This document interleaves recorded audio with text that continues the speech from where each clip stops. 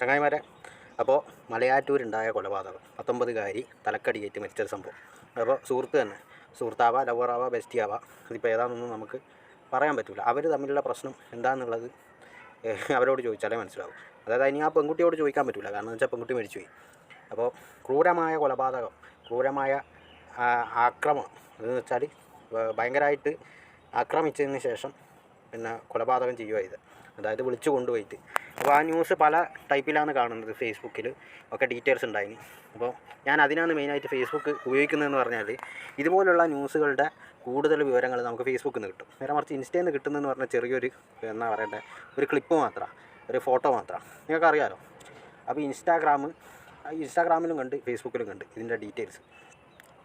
അന്നേരമാണ് എനിക്കൊരു കാര്യം മനസ്സിലായതെന്ന് വെച്ചാൽ, സംശയം, അതായത് ആ പിന്നെ ആണ് സുഹൃത്തിന് ഭയങ്കരമായിട്ട് ഈ പെൺകുട്ടീനെ സംശയമുണ്ടായി.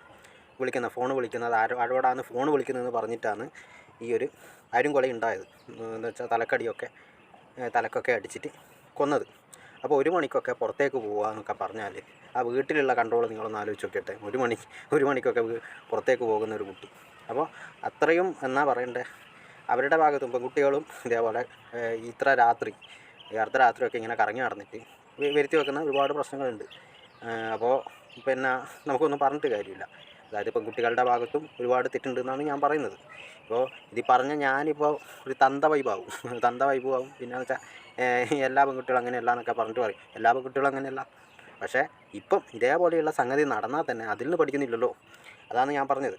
അപ്പോൾ ഇൻസ്റ്റാഗ്രാമിൽ തന്നെ ഒരുപാട് തിരിച്ചടികൾ കിട്ടുന്നുണ്ട്.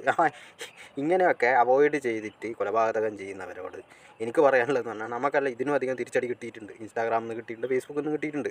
നമ്മളോട് നേരിട്ട് മുണ്ടിയവർ തന്നെ നമ്മൾ അതിൽ നിന്ന് അൺഫോളോ അടിച്ചിട്ടുണ്ട്, ബ്ലോക്കും ചെയ്തിട്ടുണ്ട്. ഉപകാരം ചെയ്തവർ തന്നെ എന്നെ ബ്ലോക്ക് അടിച്ചിട്ടുണ്ട്, പിന്നെ കോള് ബ്ലോക്ക് ചെയ്തിട്ടുണ്ട്. അപ്പോൾ നമ്മളൊക്കെ എന്തൊക്കെ ചെയ്യേണ്ടതാണ്, അതാണ് പറഞ്ഞത്. നമ്മളെ ജീവിതം സേഫ് ആക്കണം. എന്ന് വെച്ചാൽ ഇങ്ങനെ എന്തെങ്കിലും പ്രശ്നം വന്നാൽ തന്നെ മനക്കരുത്തോട് കൂടിയിട്ട് മുന്നോട്ട് പോകണം. ആരെയും കൊല്ലാനുള്ള റൈറ്റ്സ് കാര്യങ്ങളൊന്നും നമുക്കില്ല. അവരവർ ജീവിച്ചോട്ട്, അവർക്ക് ഇനി എന്നാ സംഭവിക്കുന്നതെന്നൊന്നും നമ്മൾ ചിന്തിക്കേണ്ട ആവശ്യമില്ല. പക്ഷെ നമ്മളെന്ന് പറഞ്ഞാൽ എന്നാ പറയണ്ടേ, ഇതുപോലുള്ള കൊലപാതകമൊക്കെ ചെയ്ത് കഴിഞ്ഞാൽ നമുക്ക് കിട്ടുന്ന ഇടിക്കും തൊഴിക്കും ഇനി പരിധിയില്ല. ജയിലിൽ പോയാൽ അത് ആദ്യം മനസ്സിലാക്കണം. ഇടിച്ച് നട്ടലൊടിച്ചിട്ടായിരിക്കും നമ്മൾ തിരിച്ചു വരുന്നത്. ജയിൽവാസം സുഖവാസമെന്ന് ആരും കരുതണ്ട. കാരണം നല്ല ഭക്ഷണവും ഫുഡൊക്കെ കൊടുത്ത് ആൾക്കാരെ പിന്നെ തീറ്റിപ്പോറ്റുന്നുണ്ടെന്നല്ലേ നിങ്ങൾ പറയുന്നത്. അങ്ങനെയൊന്നുമല്ല. അവിടെ നിന്നൊക്കെ ഇടിയും തൊഴിയൊക്കെ നല്ലപോലെ കിട്ടുകയൊക്കെ ചെയ്യും. അതെന്ന് പറഞ്ഞാൽ ആരും അറിയാനൊന്നും പോകുന്നില്ല. കാരണം അവിടെ നിന്ന് കിട്ടേണ്ടത് എന്താണെന്ന് വെച്ചാൽ വീണിക്കും നമ്മൾ തിരിച്ചു വരുമ്പോഴത്തേക്കും നമ്മൾ ഏതാണ്ടൊക്കെ ആയിട്ടുണ്ടാകും. അപ്പോൾ ഇങ്ങനെയൊക്കെ ഇറങ്ങിത്തിരിക്കുന്നവരോടാണ് ഈ പറയാനുള്ളത്.